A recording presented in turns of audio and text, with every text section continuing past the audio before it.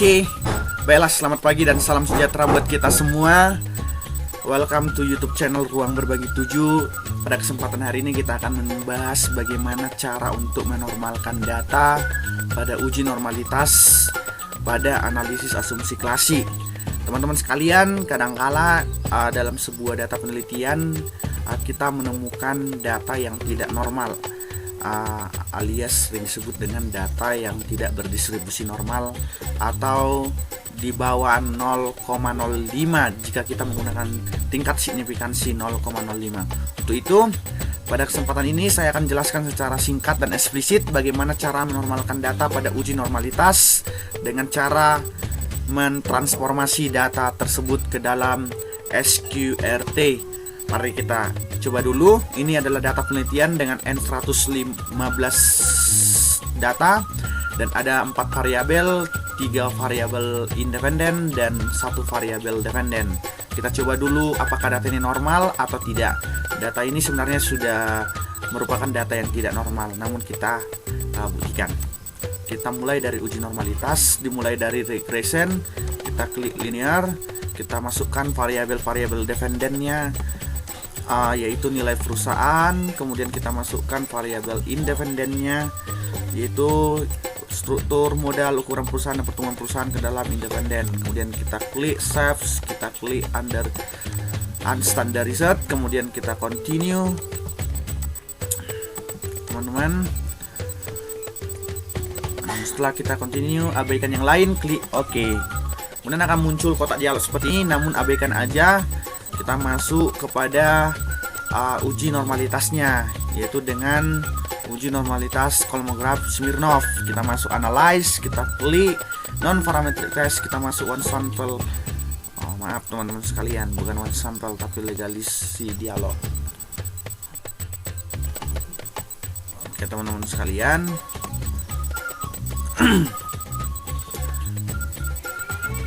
jadi demikian dia.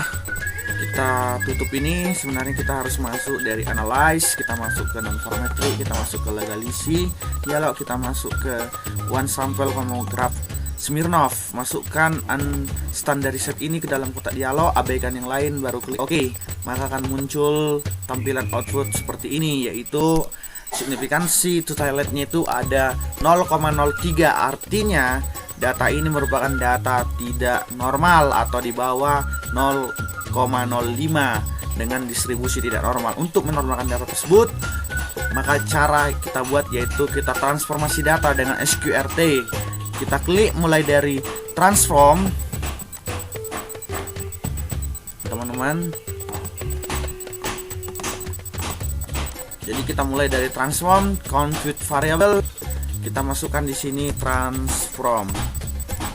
Kita buat nama filenya transform S1. Kemudian di sini kita klik all, kita klik SQRT, kita pilih SQRT.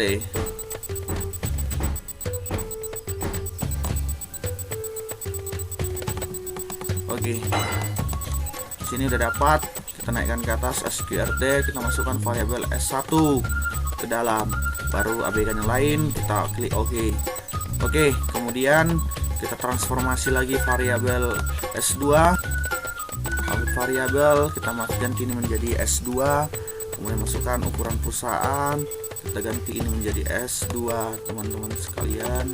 Di sini langsung masuk S2.